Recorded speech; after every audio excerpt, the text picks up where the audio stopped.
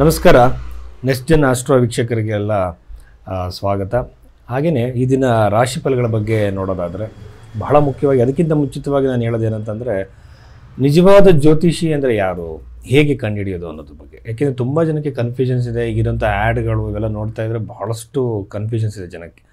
ನಿಮ್ಮ ಜಾತಕವನ್ನು ಒಬ್ಬ ವ್ಯಕ್ತಿ ಹತ್ರ ತೊಗೊಂಡೋದಾಗ ಆತ ಫಸ್ಟು ನಿಮ್ಮ ಜನ್ಮ ಸಮಯ ಸರಿ ಇದೆಯಾ ಇಲ್ವಾ ಅಂತ ಫಸ್ಟ್ ಪರೀಕ್ಷೆ ಮಾಡಬೇಕು. ಅದಕ್ಕಾಗಿ ನಿಮ್ಮ ಹಿಂದೆ ನಡೆದಂತಹ ಕೆಲವು ಘಟನೆಗಳನ್ನ ಟೈಮಿಂಗ್ ಸಮೇತವಾಗಿ ಹೇಳಬೇಕಾಗತ್ತೆ. ಯಾಕೆಂದರೆ ನೀವು ಕೊಟ್ಟಿರೋ ಸಮಯವನ್ನೇ ಆತ ಇಟ್ಕೊಂಡು ಜಾತಕವನ್ನು ಹೇಳಬಾರ್ದು. ಯಾಕೆಂದರೆ ಬರ್ತ್ ಟೈಮ್ ರೆಕ್ಟಿಫಿಕೇಷನ್ ಮಾಡಬೇಕು, BTR ಅಂತಾರೆ.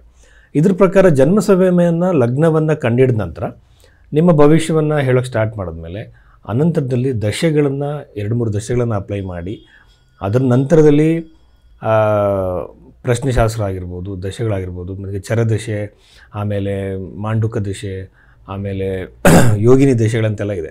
ಕೇವಲ ವಿಂಶೋತ್ತರ ದಶೆ ಮಾತ್ರ ಅಲ್ಲ, ಬಹಳಷ್ಟು ದಶೆಗಳಿದೆ, 40ಕ್ಕೂ ಮೇಲ್ಪಟ್ಟಿದೆ. ಎಲ್ಲದನ್ನು ಅಪ್ಲೈ ಮಾಡಿ ಪ್ರೆಡಿಕ್ಷನ್ ಕೊಡುವಾಗ ಇದನ್ನೆಲ್ಲ ಕೂಡ ಪರಿಗಣಿಸಬೇಕಾಗತ್ತೆ. ಇದ್ರ ಜೊತೆಯಲ್ಲಿ ಅಸ್ತರ ಸಾಮುದ್ರಿಕೆಯನ್ನು ಕೂಡ ಅದಕ್ಕೆ ಅನ್ವಯ ಮಾಡಿದ್ರೆ ಒಳ್ಳೆಯದು. ಈ ರೀತಿಯಲ್ಲೆಲ್ಲ ನೋಡಿ ಭವಿಷ್ಯವನ್ನು ಹೇಳಬೇಕಾಗತ್ತೆ.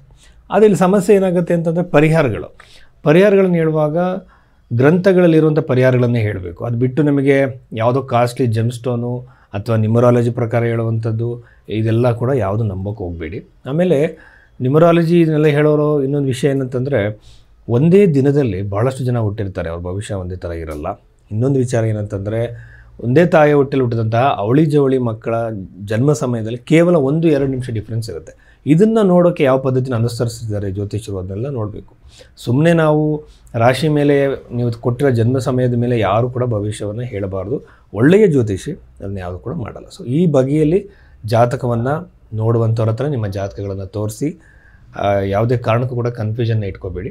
ಸೊ ಇಷ್ಟು ವಿಚಾರಗಳಿದೆ. ಆದರೆ ಈ ದಿನ ರಾಶಿ ಫಲಗಳ ಬಗ್ಗೆ ನಾವು ಮಾತಾಡೋದಾದರೆ ರಾಶಿ ಫಲಗಳಲ್ಲಿ ಮುಖ್ಯವಾಗಿ ಮಂತ್ರೇಶ್ವರ ರಚಿತವಾಗಿರುವಂತಹ ಫಲದೀಪಕ ಗ್ರಂಥದ ಆಧಾರವಾಗಿ ಅದರಲ್ಲಿ ರಾಶಿ ಫಲದ ಬಗ್ಗೆ ಏನು ನಿರ್ಣಯ ನೀಡಿದ್ದಾರೆ ಆ ಒಂದು ಪ್ರಿನ್ಸಿಪಲ್ಸ್ಗಳನ್ನ ಅಪ್ಲೈ ಮಾಡಿ ರಾಶಿ ಫಲವನ್ನು ನಾವು ಹೇಳ್ತಾ ಇದ್ದೀವಿ. ಇದನ್ನು ಮಿಥುನ ರಾಶಿಗೆ ಸಂಬಂಧಪಟ್ಟಂತೆ ಒಂದು ಮಂತ್ರೇಶ್ವರನ ಫಲದೀಪಿಕ ಗ್ರಂಥದ ಆಧಾರವಾಗಿ ರಾಶಿ ಫಲವನ್ನು ಹೇಳೋದಾದರೆ ಮಿಥುನ ರಾಶಿಯಲ್ಲಿ ಜನಿಸಿದವರಿಗೆ ಬಹಳ ಮುಖ್ಯವಾಗಿ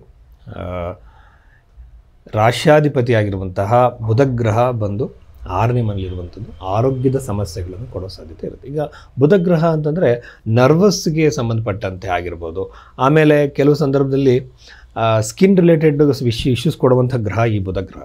ಸೊ ಹಾಗಾಗಿ ಇದರಿಂದ ಆ ಥರ ಇಶ್ಯೂಸ್ ಬರೋ ಸಾಧ್ಯತೆ ಮಿಥುನ ರಾಶಿಯವರಿಗೆ ಇರುತ್ತೆ. ಮತ್ತು ಮಿಥುನ ರಾಶಿಯಲ್ಲಿ ಹುಟ್ಟಿದಂಥವ್ರಿಗೆ ಸ್ವಭಾವತಃನೇ ಬುದ್ಧಿವಂತಿಕೆ, ಅವರ ಶಾರ್ಪ್ನೆಸ್ಸು ಅತಿ ಹೆಚ್ಚಾಗಿರೋದರಿಂದ ಹೊಸ ಬಿಸ್ನೆಸ್ಗಳು ಮಾಡೋದಾದರೆ ಖಂಡಿತವಾಗಲೂ ಇದು ಒಳ್ಳೆಯ ಸಮಯ ಅಲ್ಲ, ಸ್ವಲ್ಪ ಮುಂದಕ್ಕೆ ಆಗಬೇಕು. ಸಮಯ ಅಷ್ಟು ಉತ್ತಮವಾಗಿಲ್ಲ. ಹೊಸ ಬಿಸ್ನೆಸ್ಗಳನ್ನ, ಹೊಸ ವ್ಯವಹಾರಗಳನ್ನಾಗೆ ಪ್ರಯತ್ನ ಪಡ್ತಿರೋದ್ರಲ್ಲ, ಬಹಳ ಸ್ವಲ್ಪ ಮುಂದಕ್ಕೆ ಹಾಕಿದ್ರೆ ಒಳ್ಳೆಯದು. ಆಮೇಲೆ 2ನೇ ಮನೆಯಲ್ಲಿ ಗುರುಗ್ರಹ ಬಂದಿರುವಂಥದ್ದು ಬಹಳ ಒಳ್ಳೆಯದು. ಯಾಕಂದರೆ ಸಪ್ತಮೇಶ ಆಗ್ತಾನೆ, ಇಲ್ಲಿ ದಶಮಾಧಿಪತಿ ಆಗ್ತಾನೆ, ಅಲ್ಲಿಂದ ಗುರುಗ್ರಹ 2ನೇ ಮನೆಯಲ್ಲಿ, ಅದು ಕೂಡ ಚಂದ್ರನ ರಾಶಿಯಲ್ಲಿ ಮತ್ತು ಎಕ್ಸಾಲ್ಟೆಡ್ ಅಂತ ನಾವು ಹೇಳ್ತೀವಿ. ಉಚ್ಚ ರಾಶಿಯಲ್ಲಿ ಗುರುಗ್ರಹ ಇರುವಂಥದ್ದು ಬಹಳ ಶುಭ. ಆರ್ಥಿಕ ಲಾಭ ಉಂಟಾಗುತ್ತೆ. ನೀವೊಂದು ಹೊಸ ಬಿಸ್ನೆಸ್ ಮಾಡ್ತೀರಿ, ವ್ಯವಹಾರಗಳು ಮಾಡ್ತೀರಿ, ಇದರಿಂದ ಆರ್ಥಿಕ ಲಾಭ ಉಂಟಾಗುತ್ತೆ. ಫೈನಾನ್ಷಿಯಲ್ ಫ್ಲೋ ಹೆಚ್ಚಾಗೋ ಸಾಧ್ಯತೆಗಳಿರುತ್ತೆ. ನೀವು ಯಾವುದೇ ಥರದ ರಂಗದಲ್ಲಿರಿ, ಯಾವುದೇ ಒಂದು ಬಿಸ್ನೆಸ್ಸಲ್ಲಿರಿ, ನಿಮ್ಮ ಫೈನಾನ್ಷಿಯಲ್ ಫ್ಲೋ ಹೆಚ್ಚಾಗುತ್ತೆ, ಸಕ್ಸಸ್ಸು ಹೆಚ್ಚಾಗೋ ಸಾಧ್ಯತೆ ಬಹಳ ಉತ್ತಮ. ಅನಂತರದಲ್ಲಿ ಗುರುಗ್ರಹದ ಒಂದು ದೃಷ್ಟಿಯಿಂದ ನಾನು ಹೇಳೋದಾದರೆ ಅವರಿಗೆ ಹಲವಾರು ಥರದ ಆಧ್ಯಾತ್ಮಿಕ ಅನುಭವಗಳಾಗೋ ಸಾಧ್ಯತೆಗಳಿರುತ್ತೆ. 3ನೇ ಮನೆಯಲ್ಲಿ ಕೇತು ಇರುವಂಥದ್ದು ಅಣ್ಣ ತಮ್ಮಂದ್ರ ಮಧ್ಯೆ ಸ್ವಲ್ಪ ಕಿರಿಕಿಗಳು, ಕ್ಲ್ಯಾಶಸ್ ಆಗೋ ಸಾಧ್ಯತೆ ಇರುತ್ತೆ. ನೀವೆಷ್ಟೇ ಪ್ರೀತಿ ಭಾವನೆ ತೋರಿಸಿದ್ರು ಅಲ್ಲಿಂದ ನಿಮಗೆ ನೆಗೆಟಿವ್ ಆಗಿ ರೆಸ್ಪಾನ್ಸ್ ಸಿಗೋ ಸಾಧ್ಯತೆ ಇರುತ್ತೆ. ಚತುರ್ಥದಲ್ಲಿ ಶುಕ್ರ ಇರೋದ್ರಿಂದ ಮಿಥುನ ರಾಶಿಯವರಿಗೆ ಕೆಲವು ದಿನಗಳಲ್ಲಿ ಪ್ರಾರಂಭದ ಫಸ್ಟ್ ವೀಕಲ್ಲಿ ಯಾವುದೋ ಒಂದು ವೆಹಿಕಲ್, ಗ್ಯಾಡ್ಜೆಟ್ಸ್ ಥರ ಏನೋ ಒಂದು ವಿಶೇಷವಾಗಿರುವಂಥ ವಸ್ತು ನೀವು ಇಷ್ಟಪಡುವುದು ತಗೊಳ್ಳೋ ಸಾಧ್ಯತೆ ಮಿಥುನ ರಾಶಿಯವರಿಗೆ ಇರುತ್ತೆ. ಕೆಲವರಿಗೆ ಪ್ರಾಪರ್ಟಿ ತಗೊಳ್ಳೋಂಥ ಯೋಗ ಕೂಡ ಇದೆ. ಅವ್ರು ಚತುರ್ಥಾಧಿಪತಿ ಕೂಡ ಬುಧನೇ ಆಗಿರೋದ್ರಿಂದ ವಿಳಂಬ ಆಗ್ಬೋದು. ಬಟ್ ಬುಧಗ್ರಹ ಜಾಸ್ತಿ ದಿನ ಅಲ್ಲಿ ಇರಲಿಕ್ಕಿಲ್ಲ, ಬದಲಾವಣೆಗಳಾಗುತ್ತೆ.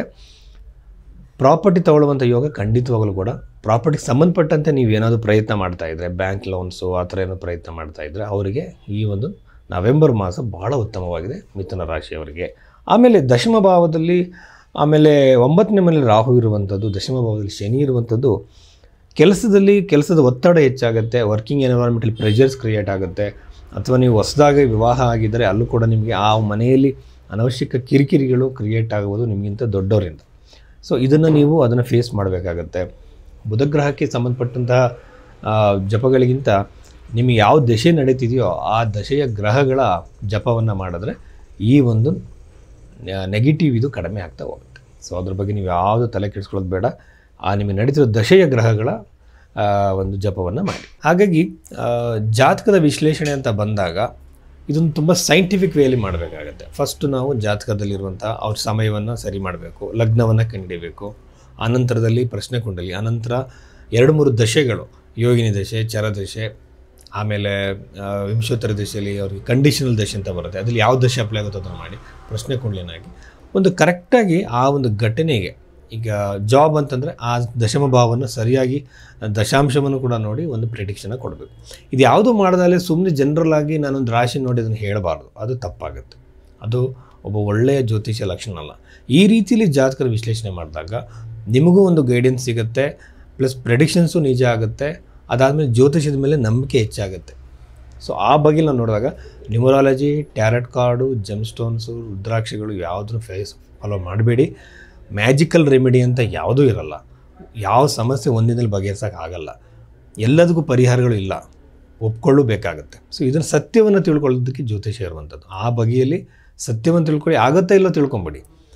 ಆಗಲೇಬೇಕು ಅಂತ ಪ್ರಯತ್ನಕ್ಕೆ ಯಾವುದೇ ಅವಕಾಶಗಳಿಲ್ಲ. ಯಾಕೆಂದರೆ ಭಗವದ್ಗೀತೆಯಲ್ಲಿ ಕೃಷ್ಣ ಯಾವುದೂ ಕೂಡ ಪರಿಹಾರಗಳನ್ನು ನಿಮಗೆ ಹೇಳಿಲ್ಲ, ಅಲ್ಲಿರುವಂಥದ್ದು ವಿಧಾನವೇ ಬೇರೆ. ಸೊ ಹಾಗಾಗಿ ಈ ರೀತಿ ಜಾತಕವನ್ನು ವಿಶ್ಲೇಷಣೆ ಮಾಡಿಸೋದಕ್ಕೆ ಭೈರವಿ ಆಸ್ಟ್ರೋ ನನ್ನನ್ನು ಕಾಂಟ್ಯಾಕ್ಟ್ ಮಾಡ್ಬೋದು. ನಿಮಗಲ್ಲಿ ನನ್ನ ಸಂಖ್ಯೆ ಇದೆ, ಅದಕ್ಕೆ ನೀವು ಕರೆ ಮಾಡಿ ಕನ್ಸಲ್ಟೇಷನ್ ತೊಗೋಬೋದು.